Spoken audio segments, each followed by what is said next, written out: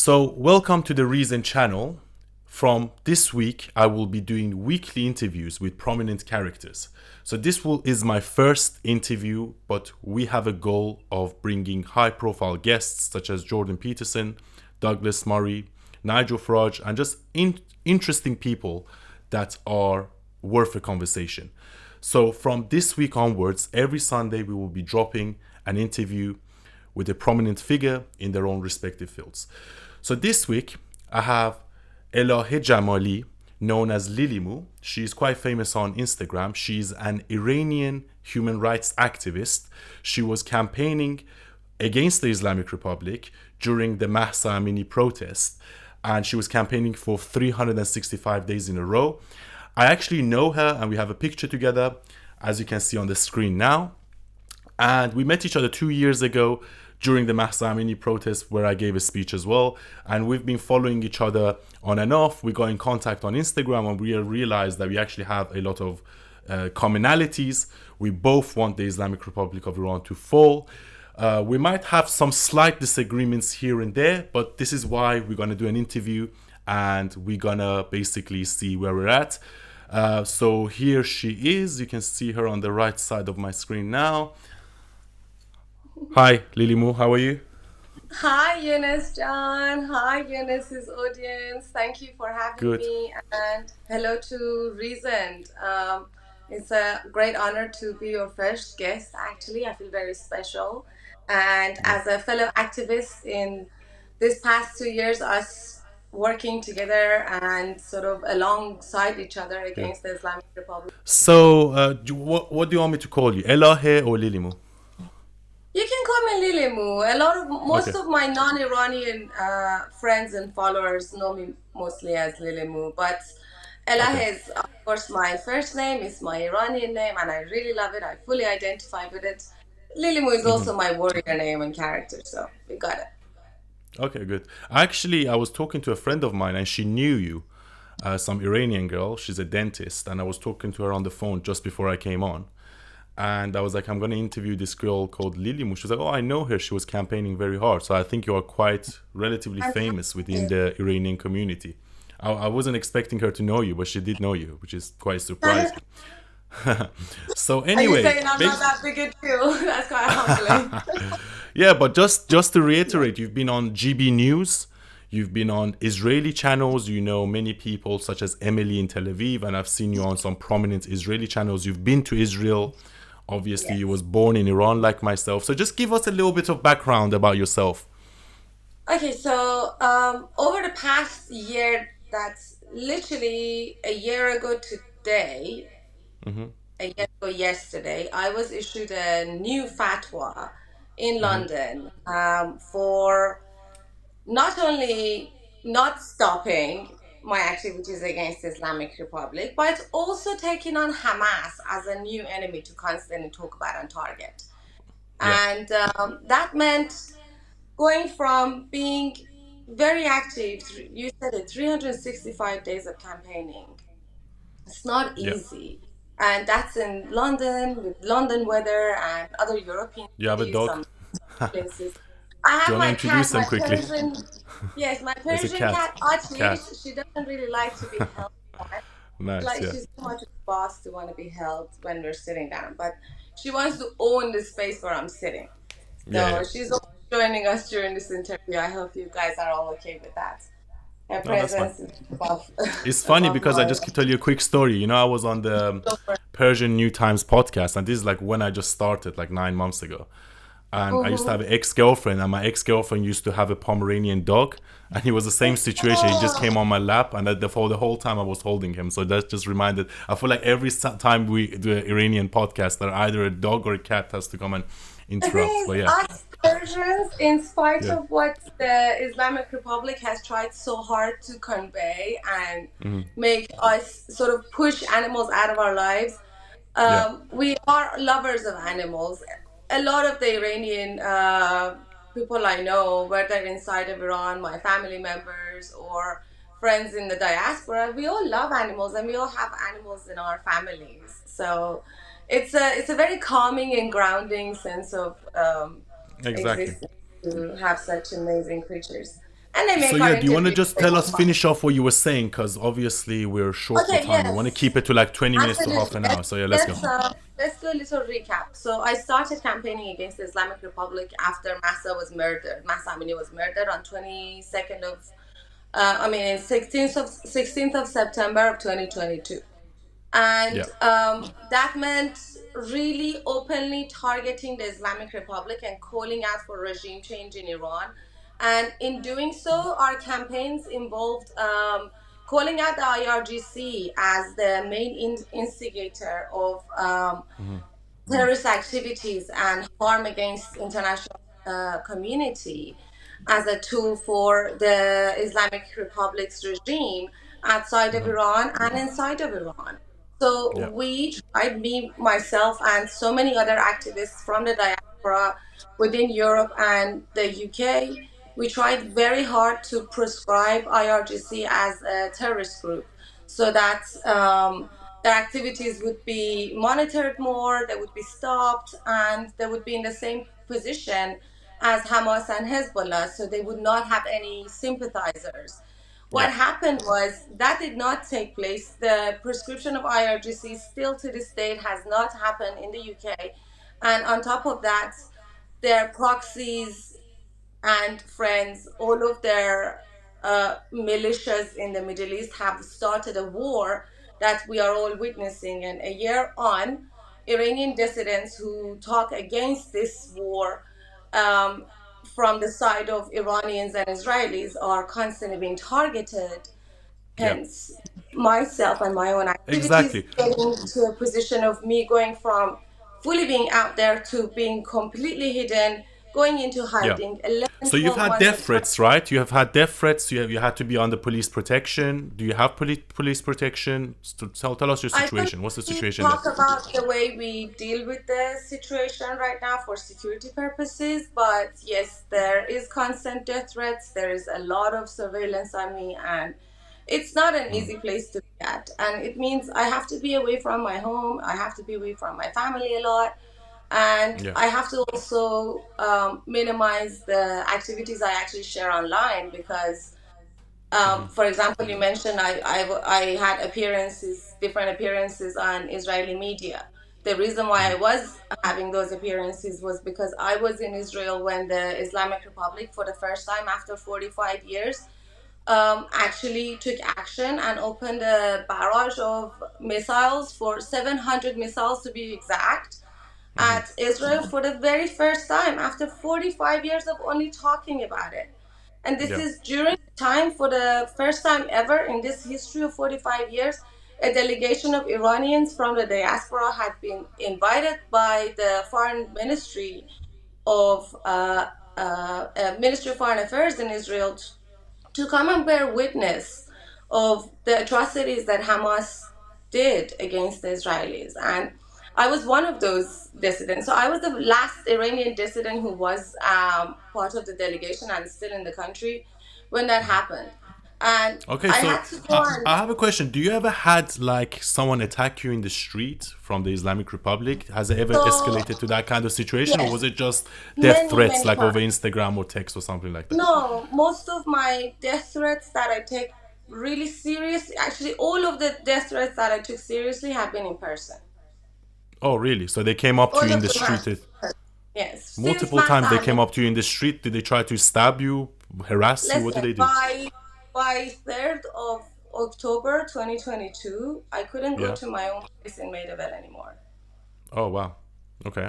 Interesting. That's a year before October 7th. 2 years. No, that's literally a year before October 7th Oh, a that we year. had Yeah, an yes, yes, yeah. Because anniversary. yeah.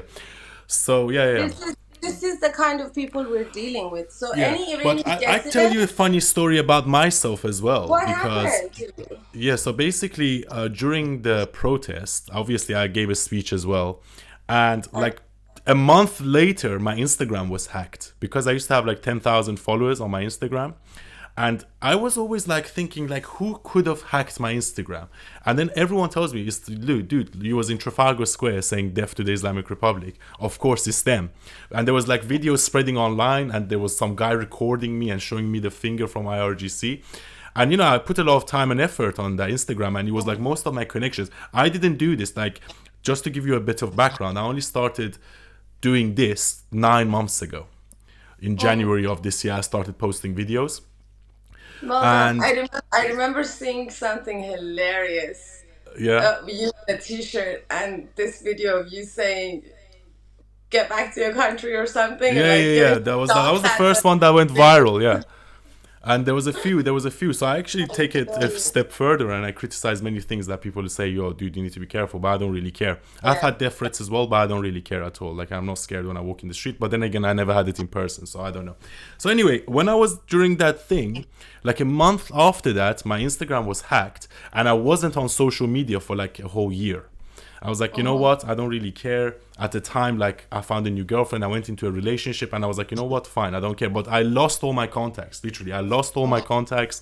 And then I had a lot of like rich, powerful people that was following me. But then I was like, when I came back, I was like, listen, I want to come back big. So I started the page and I started speaking about it. But I get you, because they even went after me. They went after me digitally. They probably came after you in a different sense. So what I want to I had to ask run you away is that from the country. now we've had like back to back, we had the mass Amini protest 2 years ago, and I've said this to you before over the phone of what I thought like it was the perfect time for the opposition to the Islamic Republic, and that includes Reza Shah Pahlavi, to come and take power and to come and overthrow the system. However, I just think they missed that opportunity, and there's a few different reasons for that, in my opinion. I like Reza Shah Pahlavi. I will support him if he gets into power, and I agree with 99% of what he says. However, I have two main criticisms of him, and I want to know if you agree or not. The first criticism is that I think he's just too nice. He's too diplomatic, he's too nice, and I think we need a charismatic character like a Trump or a Netanyahu that do things rather than that try to be diplomatic. Because I've watched hours and hours and hours of interviews with in Farsi and in English with Reza Shah Pahlavi. They every time they ask him, they're like, "Dude, do you want to take the power in Iran?" It's like, "No, well, I just want to help." Like, no, no, no. Say But if you want listen, to. So the because we last want to message put an though, image, huh? the last message he's given out, Yeah, his but I think the that's thing because he is, probably seen some of my stuff. He's got stronger as the time listen, processed. But for 46 he's years now, watching. he's, He's huh? definitely watching. He's Yeah, he's aware of definitely the watching. Yeah, yeah, demand for, yeah, like, he knows our generation and the generation who's older than us and the younger yeah. generation, the Exactly. 17-year-olds in the streets of Iran. He knows that we're all calling out his name. He knows that we see him as a figure of opposition. He knows that Yeah, we want him. yeah, Whether or not as a campaign, that's a good idea. That's a good reassuring thing. Yes, 100%. But whether or not that reassurance is enough and ready to be actionable for a revolution is another thing. So yeah. in my understanding, based on what I've experienced over the past 2 years and the people I've talked to around the right Europe, in the US, in the Middle East, anybody I spoke to, from ministers to policymakers to human rights lawyers to um, all kinds of incredible people to ordinary business people of just uh, different cities of Iran, you know, people are ready for regime change. People are ready for that Yeah, and we need a strong final, opposition. We need a final strong leader. takeover. But The thing is, the, we need a the strong leader. The thing is, I that want what to, yes, the people in this Iran are scared. opposition, like for Yeah, example, the opposition of coalitions that in the first 100 days of Massa came into place. That was a good display, I would say. It was a good display of us coming together and yeah, possibly finding ways of working together. But that doesn't necessarily mean just because that has failed, this yeah, has failed. It means that group of people didn't find a way to connect. Doesn't necessarily mean that those people were not qualified to be in that coalition or they were qualified. It means that the group of people who got together to work together didn't manage to pull it off. But that doesn't mean Reza Pahlavi, Reza Shah, His Royal Highness, is incapable of creating a team around him. That Yeah. is one other thing in its own entirety. Another thing is Shahzada Reza Shah has supporters inside of Iran. If in any time, in any moment, we expose who they are, they'll be killed. Yeah, 100%. And You this know, is what that I mean. I feel like, security is huge. The security risk yeah, is huge. just to Also, jump in here quickly, Elahe, look, I agree with what you're saying. But then again, we need kind of a ruthless leader. I don't and think we can this is one negotiate thing I with the want to actually, mullahs. You can't the negotiate with the mullahs. charisma section. Huh? Like for example, some people have even mentioned to me his lack of charisma as the which is being compared to charisma that was being seen as charisma from sociopaths like Khomeini. You know, they say, for example, oh, No, look at Khomeini, his he father. Look at kidnapped his people. grandfather. Like this, We his cannot, grandfather is what we need. We call him the big Reza Shah Bozorg. Look at what Reza yes, Shah Reza Bozorg done. Shah the Great, He never he really destroyed. cared what anyone thought. He just went ahead. And the problem with I have It with was him, a and even very, for with very his father, look, different I time. love the Pahlavis. And actually, from my dad's side of the family, I am connected to the Qajar dynasty, but that's a different story. But I love the Pahlavis and I have no problems against them. However, the criticism I have of the Shah, the one that left in 1979, why did you leave? You could have just stayed there and fought for your country. You could have put an hour-long program every night saying, look, the stuff that they're... And he knew it was a British and American The conspiracy. He knew that the if I was the Shah, I would revolution, have stayed in Iran and said, look, if Khomeini comes, I will shoot down his plane. I'm not leaving.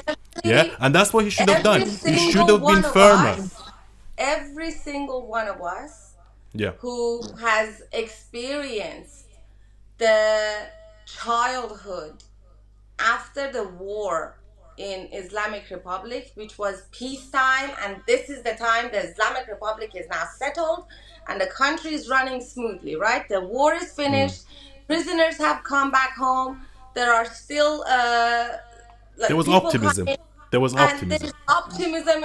That time in Iran, the colors were illegal. Colored umbrellas did not exist. We were like a very extremist, Islamist, communist state in Iran. So every single one of us knows that this was not supposed to be our childhood. Why? Because we heard stories of the Pahlavi times from Iran, from our Yeah. parents, from Yeah. friends of our friends, you know. Of course, there Yeah. was that double life in school, the indoctrinated version of us walking around like like little robots, agreeing to like yes to the dictator. All of that nonsense is one thing, and then there is this deep desire for us to having had that experience of the luxury of a peaceful, normal, colorful life. So Yeah. all of what you say, I know, I agree with, and I felt. And trust me, what happened in 1979 in Iran should never have happened. The way the international community that got together to back up one small riotous group of Islamists and Marxists inside of Iran in order to facilitate the riot of the 79, as we call it, Yeah. a lot of others call it revolution, that had international communities backing. Right now what we are witnessing in Iran is the slow, very very slow movement of international community in the right sides getting together, finally realizing that that Yeah. collective mistake has consequences, and now it's up to us as the people of today to get together and either, if we cannot right that mistake, create a future where this mistake cannot continue. So Yeah. that's where we are right now. That's where, after 45 years, finally cries. All the Yeah. pleas that Reza Shah has had, all the pleas that Iranian people have had that have been falling on deaf ears, all of these years that our beautiful flag was banned in everywhere that the Islamic Republic was showing any presence, all of that is now coming to an end. It Yeah. is coming to an end, and we It are is coming to witnessing an that. end, and So because I think we the have world to has remember. realized that the Islamic Republic is no longer good. As you said, once upon a The time Islamic overthrowing the Shah Republic was stole it. beneficial. It was cheaper oil, better for. And if you look at the 80s The here, past, they grew their economy exponentially. But then again, I always said there was a few different moments in the last 46 years. 2 years ago was the biggest chance. I just felt that the and now. opposition wasn't ready to score the goal. I gave this analogy before. Once I you have a fully, chance to fully, shoot in I a fully soccer know game or a that football game, you have to shoot was and you have to score. incorrect. Hopefully this time, Reza Shah has learned his lessons from the past, that he needs to be more decisive and he needs to be a leader, Very and he much has so. shown that. I'm not denying He that is he has very shown that much more in recent years, but maybe it's because of the criticism towards him. But then the second criticism I have of him is that for 46 years now, I think he done a manifesto, but for 46 years now, is that you've had 46 years to make a cabinet. You can't do it by yourself. As you said, Khomeini had the British and the Americans behind him. They were giving him millions and millions of dollars. You have to find a team of educated, smart, wealthy Iranians all over the world and make a cabinet. Make one guy the minister for defense, one guy for minister of, so you have a team of 40, 50 people that's that if the Islamic yes. Republic of Iran falls, can come, and you need to come and say, look, it's me. I'm going to be the head, and this is going to be my team. Okay, and we are the people that are going to come and take over Iran. Because one of the fears is that if the Islamic Republic of Iran falls, people say, well, who's going to come after them? We don't know. There might be a Oh, there power would be no vacuum, power and this is vacuum. why Reza Shah Right Pahlavi's role is now, very important, to be decisive and say, I can be the next one. People like me and you can help in that process as well. And that's why we're doing this. But I I'm feel like telling we you, need a more decisive leader. And that's why I'm Shahzadeh sometimes a has bit made pissed the off with decision. Reza Shah Pahlavi. I'm like, dude, be more decisive in your answers. Stop being so diplomatic. You cannot be diplomatic with the mullahs. Look at what Netanyahu is doing to them. Yeah, look at what Trump is doing to them. I'm going to tell Okay, you and one this is the thing. type of leadership we need. The whole world is Netanyahu, telling Israel, please don't strike, ceasefire. listen, Netanyahu doesn't care. That's the type of personality Netanyahu we need, I think. is is an actual prime minister Yeah. in a legal parliament. Yeah. But Okay, look at he Trump. He's not in has power he now. He has didn't give that up. power. He has that ruling. Also, Yeah. Netanyahu is a prime minister. He Yeah. is going to be changed. A Shah is a Shah, a constitutional Shah that we want a constitution. We want a constitutional monarchy, I'm independent gonna of ask our you about that Mashruta actually. I'm gonna ask parliament. you about that. So Do we you want to think have do a you think the Mashruta future of parliament, Iran? right? Yeah, The yeah. new, But this is, but I'm going to tell you this. The okay. Shahzada that you want and you're asking for is not the Shahzada that all the Iranians are preaching and asking for. Because we're asking for a Shahzada that's independent of the parliament, is constitutional, just like the Shah here, the king here. Like Yeah. just like King Charles, who is the Yeah. constitutional king, he's the body of the British like identity, and then there is the British Parliament. So our Mashruta, Iranian Mashruta Parliament has to be formed by Iranian commoners, by Iranian Yeah. people. And Yeah. then there So is I'm the gonna ask you about this, monarchy. Lily. So Look, do around, you this is think where we I'm need a going to, constitutional monarchy? listen, this is what I Do want to you? explain. Okay, A go. constitution, absolutely, constitutional monarchy. Now you say, Okay. why is it that Shahzadeh hasn't made a cabinet yet? Shahzadeh is not a political figure. He is a political figure as a head of state, but is an apolitical figure where he has not got a political party. He cannot legally, as a constitutional monarch, he cannot have a legal party. He cannot have a Not party saying for legal it. party, but just a group of people. Just say this is my The team. group of people is us getting to him. And now remember this. Over the past 45 years, the Islamic Republic has embedded themselves within the diaspora just as much as they have throughout their proxies, and they have embedded the militarized versions of themselves through Basij and IRGC in the homes of like in civilian areas of Iran. So the Islamic Republic has made it so incredibly hard for the Iranian diaspora to fully trust one another. Now imagine if me and you, prior to Mahsa Amini, when we used to hear Farsi, the second we hear Farsi, we would do anything.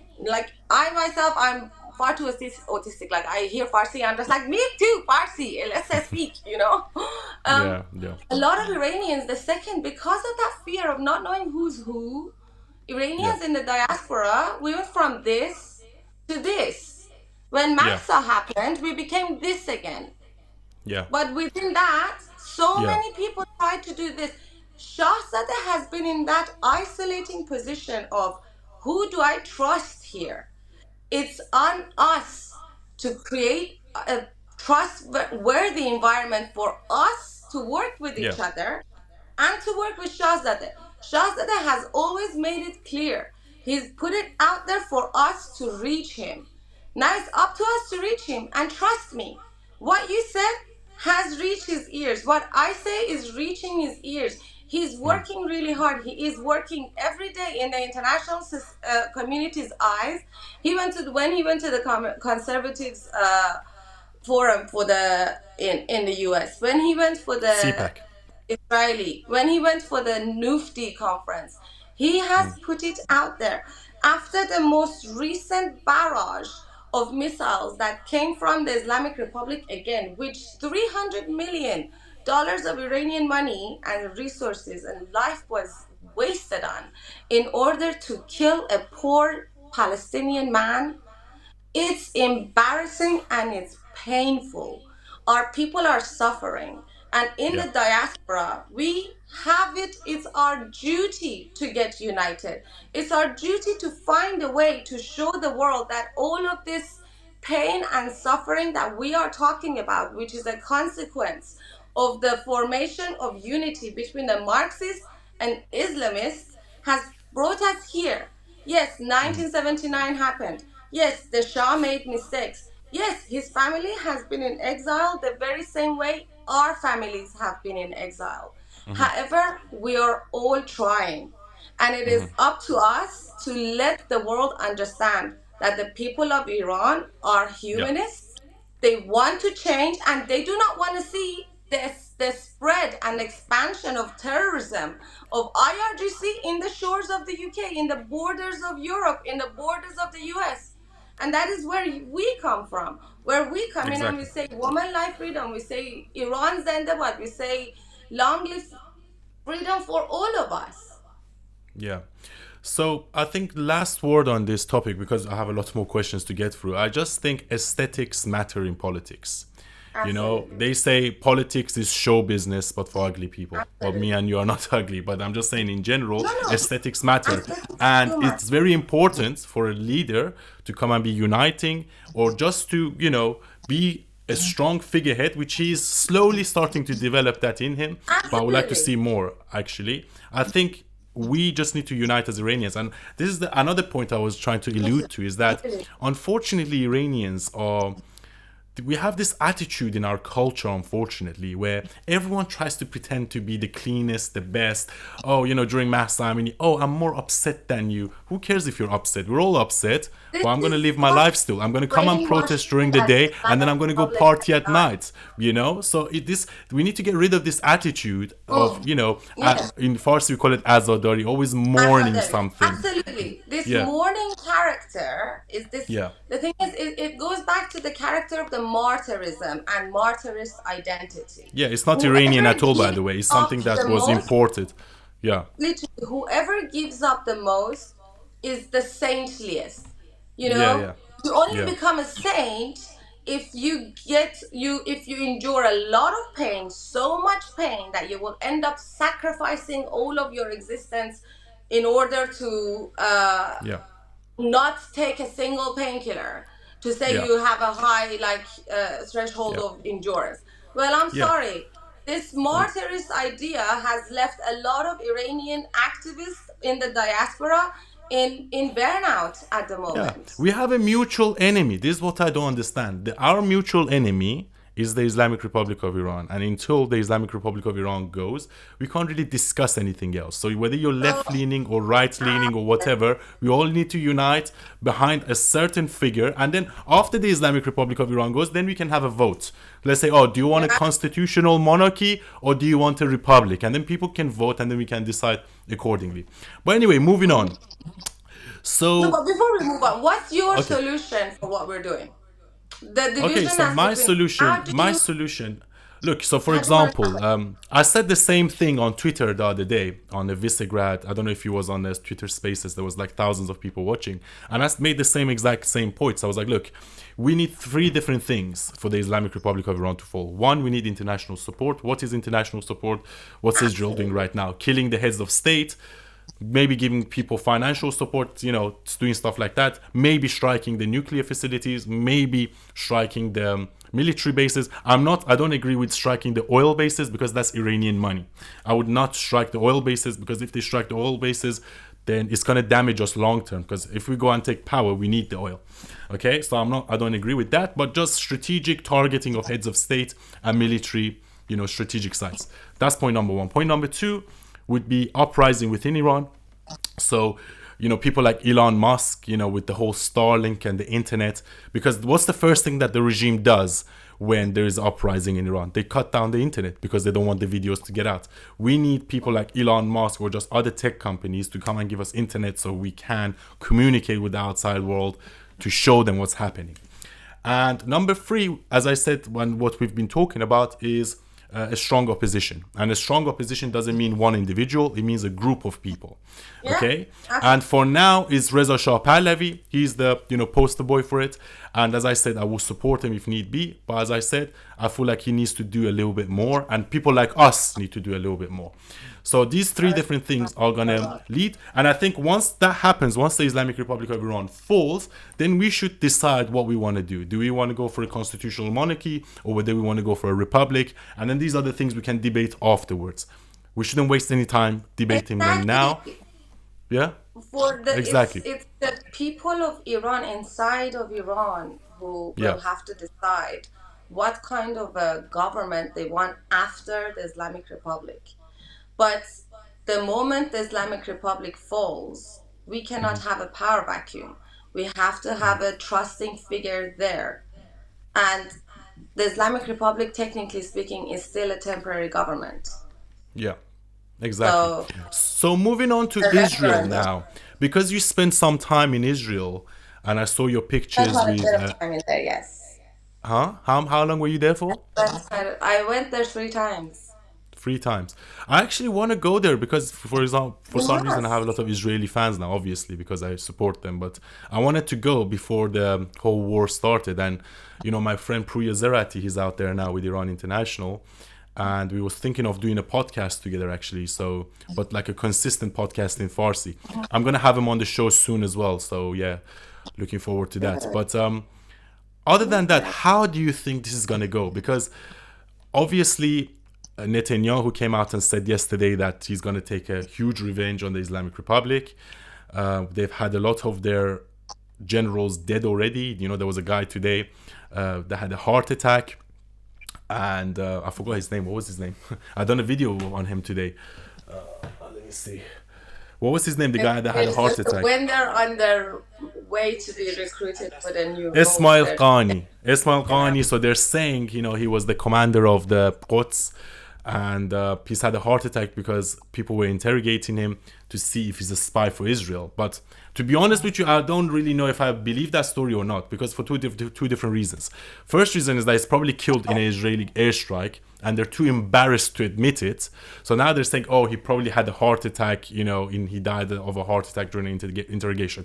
Another possibility is that he did During really whose have a heart attack interrogation? during the Like interrogation. IRGC Huh? interrogating him?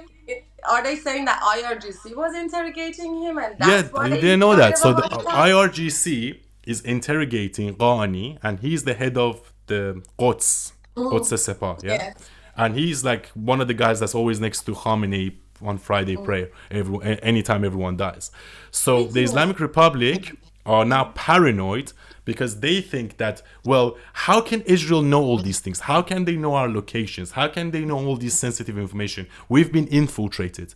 There's a rat in our system, right? How did they know about Nasrallah? How did they know about all these different things? So obviously, when you have all the people, the top generals gain dying, but not just dying one. Every single listen, day, one they of them are is dying. Every currently single all day. playing Russian roulette with one another. Exactly. So now they're thinking maybe there is a spy, and they went after this guy, Ismail Quds.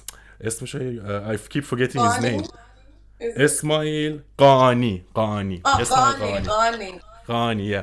Oh, Ismail that's so Ghani. So they went after funny. him. Apparently, he had a heart attack during the interrogation, which is quite funny for me. So it just shows you this whole thing has shaken the Islamic Republic to its core, to the Bless it. point that they don't even trust Islamic each other. Republic is falling They don't so even trust each hard. other, and this is very important. I feel like this is hugely important because they say it's not the external enemies that can defeat you in life; it's the internal. So if you have war within yourself now, you have distrust to different people, it shakes you to the core. So I feel like this, and if Israel carries on with these attacks, I didn't say this 2 years ago because again I didn't see international support and I didn't see a strong leadership. But I'm gonna make this prediction, and maybe this prediction will come true. I think the Islamic Republic of Iran will fall in the next 2 to 4 years. I really I'm don't going to think they're tell going to you stay why for the it's last amazing. more than 4 years. I really don't. And it depends on whether Israel can come into power, can strike, kill heads of state and do special military. But also, I want Trump to come back because I feel like Trump was very close to, crumbling the Islamic Republic. And then this idiot Biden came, No, gave them lots of money. But Trump I just want to know your really, opinion. So, listen, how do you I think would this say whole one, thing is going to finish? That's what I was going to I ask would you. How do say, you think this thing is going to unfold? I would say that Israel is going to Yeah. surgically remove the Islamic Republic's IRGC heads of like whatever official role that could be harmful to the people of Iran and to the security of Israel and the international security. Israel would remove them surgically the way they did with Ismail Haniyeh, and because is the Islamic Republic has placed artilleries that belong to the IRGC in civilian areas in Iran. Iranian people have showed time and time again that they are not the same as the regime. Iranian people have been coming outside and resisting against this regime while having no access to any artillery, no single bullet, and with bare chest in front of IRGC bullets. The Israelis do not want to see harm come to Iranian people. If they wanted to, they would have done it already. They Yeah. had two chances already, and they haven't done that. Time Yeah. and time again, Islamic Republic has taken civilians and IDF members of Israel outside of Israel in the diaspora, like in Argentina, and they've had no retaliation. Suddenly, over the past few months, since Masa Amini, since Qasem Soleimani onwards, technically actually since Masa Amini onwards, Yeah. slowly, cutlets have been piling up. All of And if those you don't know heads what of states, all of those cutlet is when IRGs. they. So a cutlet is like an Iranian burger. It's like a little patty Yeah. meat. It's amazing. All Iranians love it, and it's currently. We might even start creating a BB Yeah. recipe. Well, explain to them why we call them cutlets, because So basically they. we call the IRGC. Oh no! What did I do? My apologies. Oh, it's fine. No worries. We can cut that bit I out. had notifications I needed to just like get rid of. I was distracted. So خب. yeah, Codlet.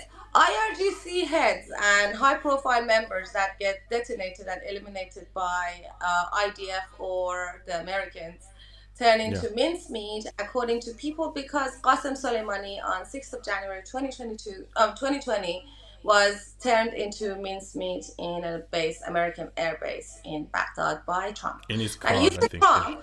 Trump was really good in keeping peace in the Middle East and in the world. Honestly, true.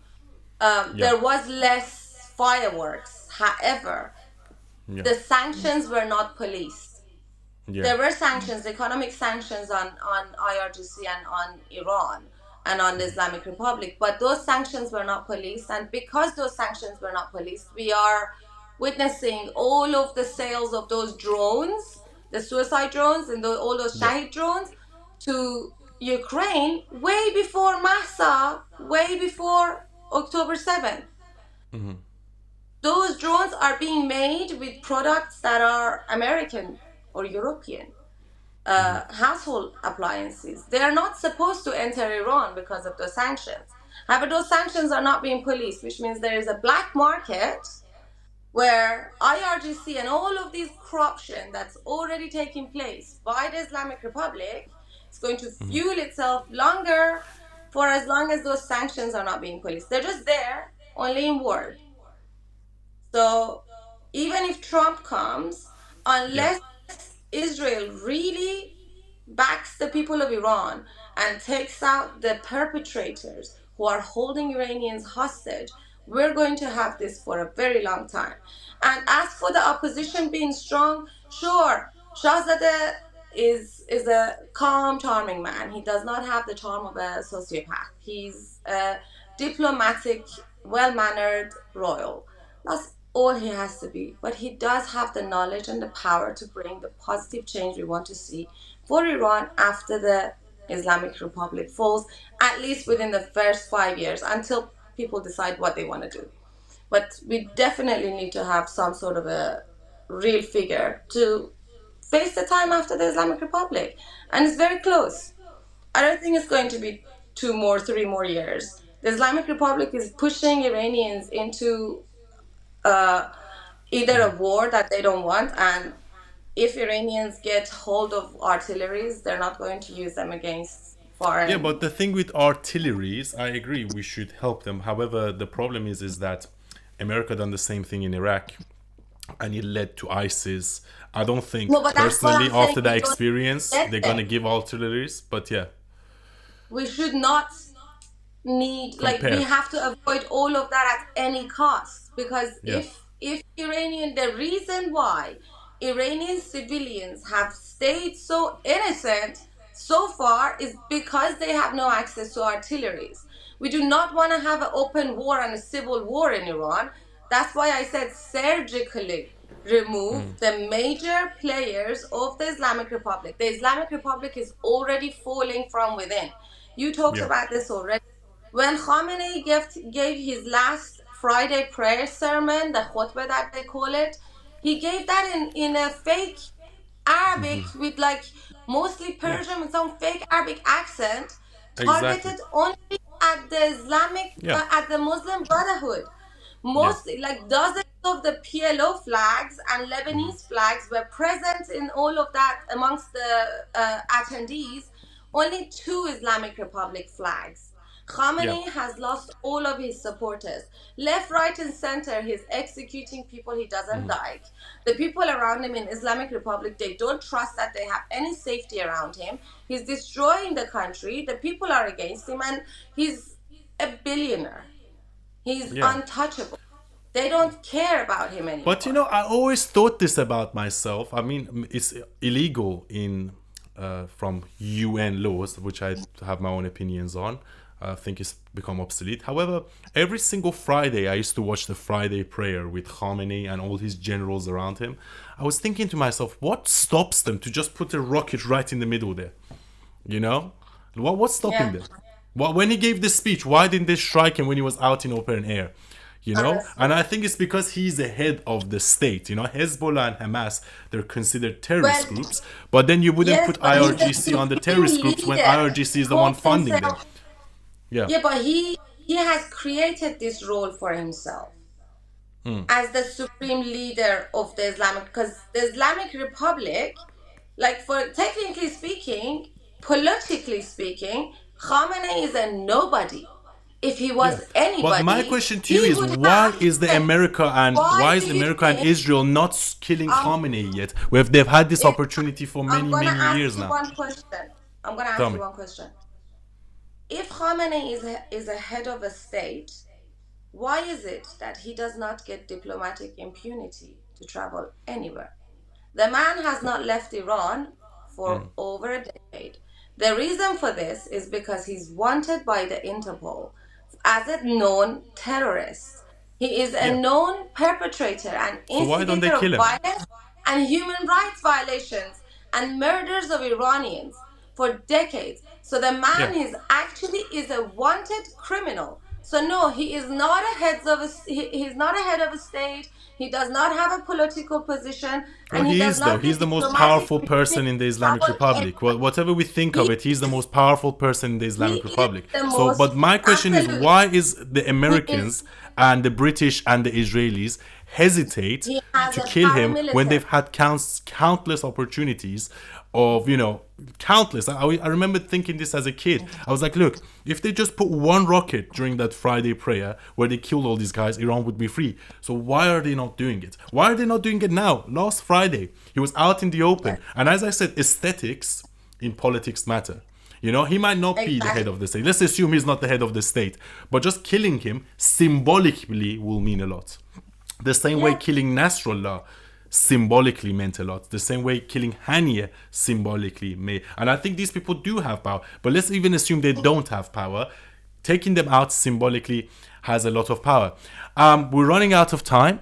So I just want to say thank you for coming on. And is there anything else you want to add to what you said? But let me ask you one last question. Let's assume Iran is freed. Okay, let's assume Iran is freed, hopefully, and we're all back in Iran. What do you think? Where What Iran? kind of a government do you want? I definitely do want a constitutional monarchy under the Pahlavis. I love the Pahlavi family. I love the change Iran went through. I love the influence the Pahlavis have had over the modern Iranians, whether men, women, or the in between. And I love the fact that when the Pahlavis' reign was in place in Iran, the level of change and emancipation for Iranians from being rustic, natural, very sort of nature loving people to international, influential Metropolitan. nature loving people. Yeah. And I want to see that. I want to see a future where the modern Iranian girl can also carry so much heritage and still be able to learn about new ways of life, freedom, and uh, democracy where people really do have a choice. I want human rights. I want the Charter of Cyrus the Great to be inside of Iran. The That's Cyrus what I want. Accords, the new ones, yeah. And this is the thing, for my audience, I made many videos about Iran, but I just wanted to say that Persian culture is one of the oldest cultures in the world, more than 2,500 years old. We had the first charter for human rights. Women were liberated, and we had Cyrus the Great, and he was so famous, he's also in the Bible. And 1,400 years ago, a lot of Arabs conquered Iran. They burned libraries, and it took 200 years for Persians back then to get rid of the Arabs and Islam. And now I really do think that symbolically the Islamic Republic is the second coming of Islam, and they've been in power for 46 years now. But I just want to say that Persians are not Arabs, and Persians are not even Muslim. I know there's a lot of crossover and it's a melting pot. Every single country is. However, true Persians, they're Zoroastrian, and they're very free, open-minded people. And the Yeah. Islamic Republic does not represent us at all. I want to thank my Yeah. guests. Lily Moo, thank you for coming on. And this video will be dropping on Sunday, so stay tuned. Any last comments? I hope for peace for all of us, and the sooner the Islamic Republic falls, the sooner that peace will be here for all of us across the globe. Thank you for having me, Eunice John. Thank Take you. care. Thank you, Lily. Thank you. Episode 1. Thank you. Have you got what it takes to be a reasoned presenter? Well, send us a short clip of yourself to join@reasoned.uk and we might be seeing you on this very channel very soon indeed.